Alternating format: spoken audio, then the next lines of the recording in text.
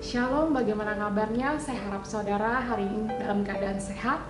Mari kita duduk di hadapan Tuhan untuk mencoba mendengar apa pesan Tuhan hari ini.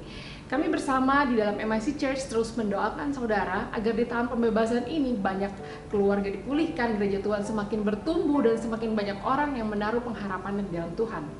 Sudah siapkah saudara menerima firman Tuhan? Mari kita satu hati dalam doa. Terima kasih Tuhan untuk kesempatan hari ini. Hamba-Mu berdoa Tuhan, sucikan kuduskan kami Tuhan, biar kami bisa mempunyai telinga yang mau mendengar, dan sehingga kami bisa diberikan pengertian Tuhan, dan biar setiap firman yang ditabur menjadi buah yang bertumbuh manis dalam kehidupan kami semuanya di dalam nama Yesus. Amin. Oke, zaman sekarang ini mungkin masih banyak dari kita yang merasa, wah saya sangat diberkati nih dengan kesehatan, dengan pekerjaan, dengan bisnis saya. Bagaimana sih caranya saya memberi persembahan kepada Tuhan? Atau mungkin ada juga yang bertanya, apakah saya harus memberi kepada Tuhan? Memangnya wajib? Hari ini kita akan bahas sesuai dengan firman Tuhan. Tema hari ini saya beri judul Acceptable Sacrifice atau persembahan yang berkenan.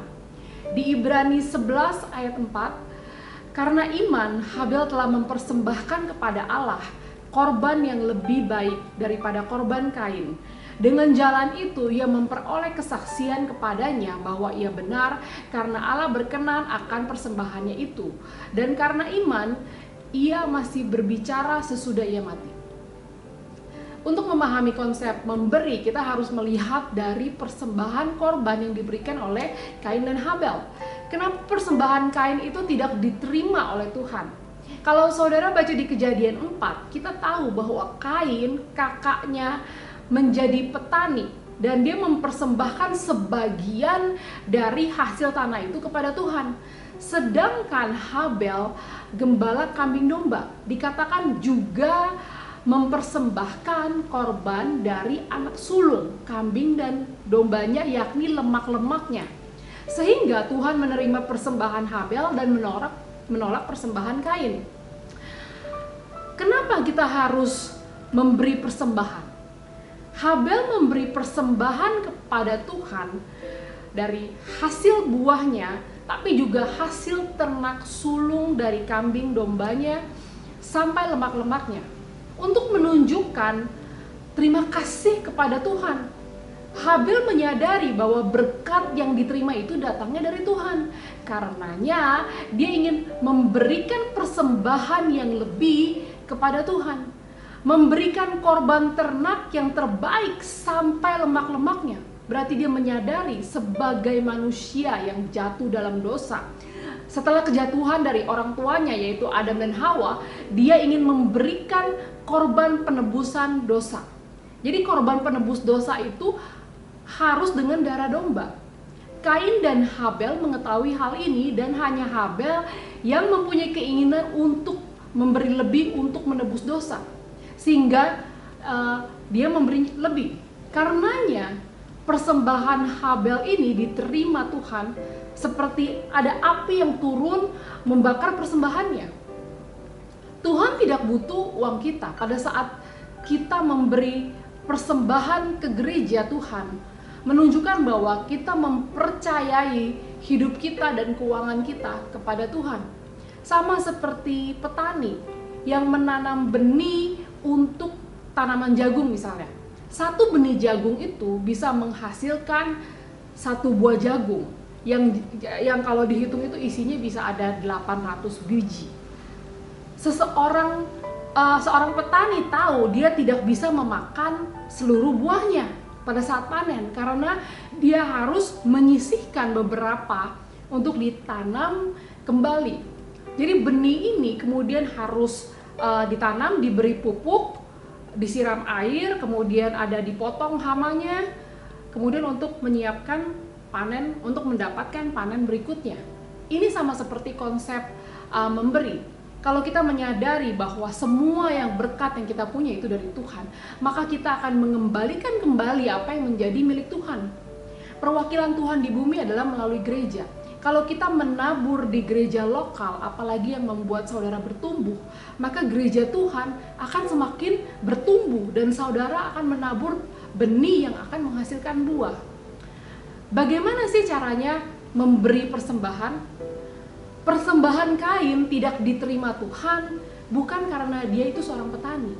Kain memberi persembahan sebagai suatu obligasi, seperti keharusan. Jadinya dia memberi sebagian dari hasil tanahnya, dari hasil petaninya, buahnya, bukan dari kualitas yang bagus, tapi dari yang asal ada aja. Sedangkan Habel memberi bukan hanya hasil buahnya, tapi dia juga memberikan anak sulung, kambing domba, dan lemaknya. Dia memberi persembahan yang terbaik buat Tuhan. Jadi bukan dari sisa-sisa. Karena ini persembahan Kain ditolak oleh Tuhan. Bukan karena jumlahnya, tapi karena prioritas dan kualitasnya. Mungkin ada dari kita memberi karena terpaksa. Mungkin ada yang dari kita melayani karena terpaksa.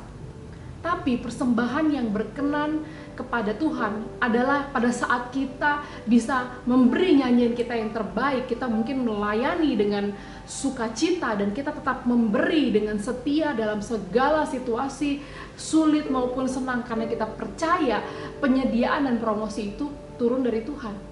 Mungkin ada beberapa dari kita pada saat kita menerima gaji, kita buat bayar pengeluaran dulu. Terus kalau ada sisa-sisanya baru memberi persembahan di gereja. Yang dilihat Tuhan di sini bukan nominalnya, tapi prioritasnya.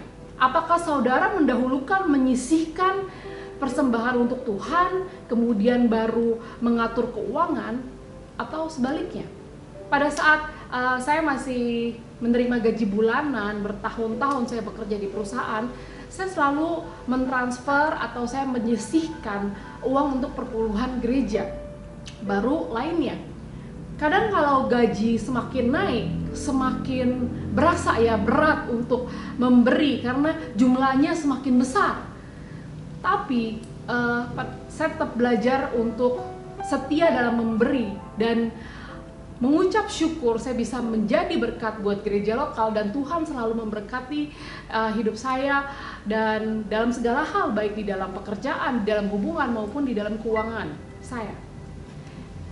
Kemudian kepada siapa kita memberi persembahan? Mungkin di antara kita, termasuk saya, pernah melakukan hal ini.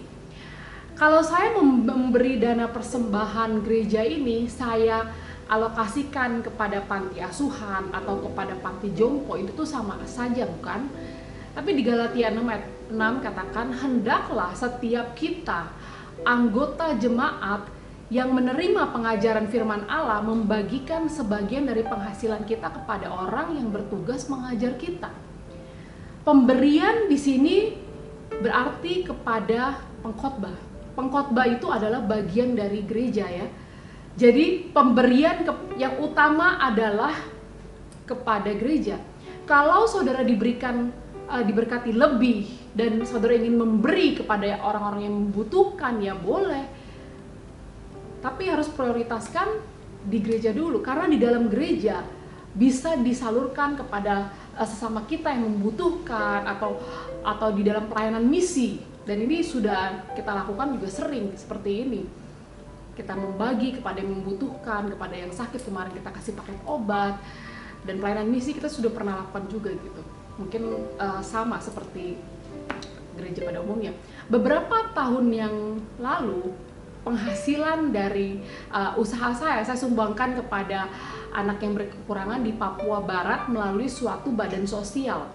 Pada waktu itu saya begitu bersemangat mengalihkan persembahan yang tadinya ini harus buat gereja, saya alihkan kepada badan sosial. Kemudian saya ditegur Tuhan. Tuhan katakan, apakah uang yang disumbangkan itu membuat anak itu mengenal Tuhan? Dan apakah uang yang disumbang itu adalah perpanjangan dari pekerjaan tangan Tuhan di Papua Barat? Setelah itu saya bertobat dan saya mendahulukan persembahan ke gereja. Setelah kita menjadi church plant, saya mengerti bahwa gereja harus bertumbuh supaya bisa menjadi berkat bagi banyak orang dan jadi terang di dalam dunia. Jadi pada saat gereja bertumbuh, berarti semakin banyak orang yang menjadi pengikut Kristus, sehingga gereja bisa terus ada. Kalau saudara terbeban untuk menabur di gereja MIC, saudara bisa transfer di rekening MIC yang biasa ada cantum di akhir video. Dan yang terakhir, berapa banyak sih kita harus memberi? Perpuluhan itu alkitabiah. Ada karena dia ada di perjanjian lama dan di perjanjian baru. Orang yang pertama kali memperkenalkan konsep memberi perpuluhan adalah Abraham. Jadi Abraham pada waktu itu menang perang dan dia sangat mengucap syukur. Abraham itu tidak pernah diminta untuk membayar perpuluhan, tapi dia menyadari bahwa melalui pertolongan Tuhan dia bisa menang, dan bukan karena skill dari tentaranya. Untuk menunjukkan ucapan syukurnya, dia dengan free will dia memberikan 1/10 dari hasil perang itu kepada Melkisedek yang pada waktu itu adalah imam, priest, dan juga seorang raja. Seberapa banyak Tuhan menolong kamu? Seberapa banyak ucapan syukurmu kepada Tuhan? Kalau saudara sudah memenangi begitu banyak hal, biasanya otomatis saudara bisa mempunyai suatu sikap seperti Abraham. Kalau di perjanjian lama, kalau memberi ada berkat, tapi kalau tidak memberi kepada bait Allah maka akan ada kutuk. Tapi karena kita sudah menerima kasih karunia Tuhan, kalau tidak memberi tidak akan mempengaruhi keselamatan saudara. Tapi masalahnya Rasul Paulus katakan memberi bukan karena pemberiannya, tapi supaya saudara itu menghasilkan buah. Jadi buah kemurahan hati yang saudara hasilkan itu lebih penting daripada pemberian itu sendiri. Pemberian yang berkenan kepada Allah adalah pemberian yang kita berikan dengan sukacita sebagai ucapan syukur. God is so good. Karena kita percaya Tuhan itu begitu baik dalam hidup kita. Tuhan itu sudah membantu kita menang dalam begitu banyak hal, dalam begitu banyak masalah. Kita memberi karena kita tahu Tuhan yang utama dan bukan uang yang utama. Kita memberi karena kita mau mengembalikan kepada Tuhan apa yang sudah menjadi milik Tuhan. Izinkan saya berdoa untuk saudara. Terima kasih Tuhan untuk hari ini Tuhan, biar ada suatu pembukaan hati dan pikiran bagi setiap yang mendengar Tuhan, sehingga setiap yang menonton Tuhan bisa mulai mempraktekkan iman mereka Tuhan, sehingga mereka pada saat memberi itu berasal dari apa yang sudah Tuhan taruh dalam hatinya. Terima kasih Tuhan, di dalam nama Yesus Tuhan, amin. Tuhan Yesus memberkati. See you next week.